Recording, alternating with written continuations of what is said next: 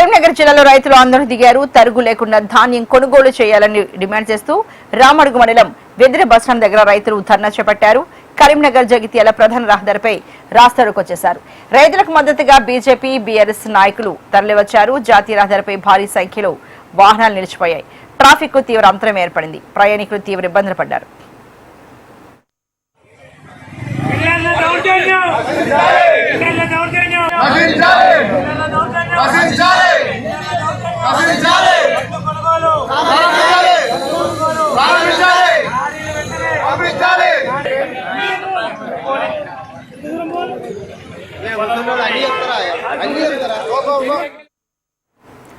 మరి ఇదే ఇష్యూకి సంబంధించి మరింత తాజా సమాచారాన్ని మా గోపాలకృష్ణ అందిస్తారు. గోపాలకృష్ణ, మరి కరీంనగర్ జిల్లాలో రైతన్నలంతా ఆందోళనకు దిగారు.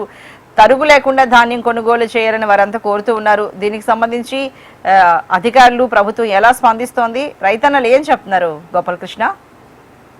రాష్ట్ర వ్యాప్తంగా కొనుగోలు కేంద్రాలు కొన్ని చోట్ల ప్రారంభం అవ్వక రైతులు ఇబ్బంది పడుతూ ఉంటే, కొనుగోలు కేంద్రాల్లో ధాన్యం కొనుగోలు ప్రారంభమైన తర్వాత తరుగు తీస్తూ రైతుల్ని ఇబ్బంది పెడుతున్నారని రైతులు ఆరోపిస్తూ ఉన్నారు. ఇప్పుడు వెదిరి దగ్గర రైతులు ధర్నా చేయడానికి కారణం కూడా ఇదే. తరుగు లేకుండా ధాన్యం కొనుగోలు చేయాలని వాళ్ళు డిమాండ్ చేస్తూ జగిత్యాల కరీంనగర్ ప్రధాన రహదారిపై బైఠాయించారు. దీంతో దాదాపుగా అర్ధ గంటకు పైగా ట్రాఫిక్ జామ్ అయింది. అటువైపు ఇటువైపు 2 కిలోమీటర్ల మేర ట్రాఫిక్ పూర్తిగా ఆగిపోయింది. రైతుల డిమాండ్ మేరకు అధికారులు స్పందించి వెంటనే కొనుగోలు కేంద్రాల్లో తరుగు లేకుండా జాగ్రత్తలు తీసుకోవాలి, కట్ చేయకుండా తీసుకోవాలని ఆదేశాలు అయితే వస్తున్నాయని చెప్పుకోవచ్చు. ఇప్పటికే ఈ విషయంపై ఉన్నతాధికారులు కూడా ఆరాధిస్తూ ఉన్నారు.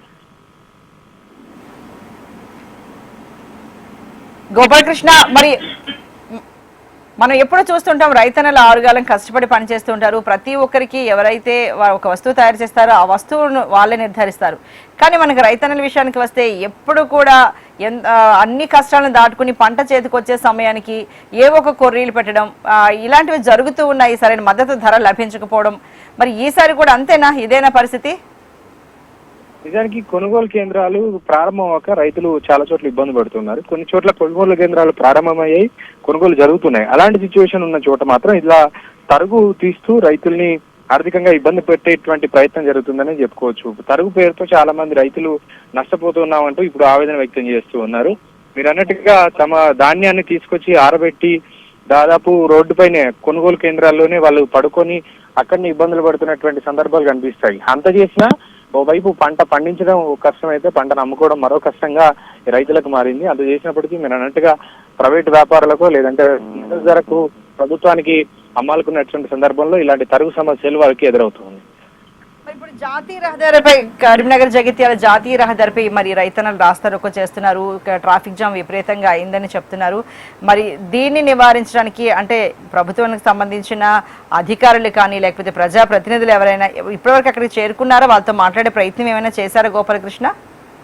ధర్నా ముగిసింది. దాదాపు అర్ధ గంట పాటు రైతులు ఆందోళన నిర్వహించారు. జగిత్యాల కరీంనగర్ రహదారి ఎప్పుడు నిత్యం బిజీగా ఉండేటువంటి రహదారి, పైగా 2 లైన్ రహదారి. కేవలం చాలా అంటే తక్కువ విడతతో ఉన్నటువంటి ప్రాంతంలో ఇప్పుడు రైతులు ధర్నా చేశారు ఆ వేద ప్రాంతంలో. సో ఒక్కసారిగా వెళ్లేందుకు దారి లేక పూర్తిగా వాహనాలన్నీ కూడా ఇరుక్కుపోయాయని చెప్పుకోవచ్చు. అర్ధ గంట పాటు చేసిన ధర్నాతో అటువైపు ఇటువైపు 2 కిలోమీటర్ల మేర పూర్తిగా ట్రాఫిక్ జామ్ జరిగింది. జాతీయ రహదారి కావడంతో ఎక్కువ వాహనాలు దిగుతూ ఉంటాయి, విడత కూడా చాలా తక్కువగా ఉంటుంది. ఈ కారణం చేత ప్రయాణికులతో తీవ్ర ఇబ్బందులు పడ్డారు.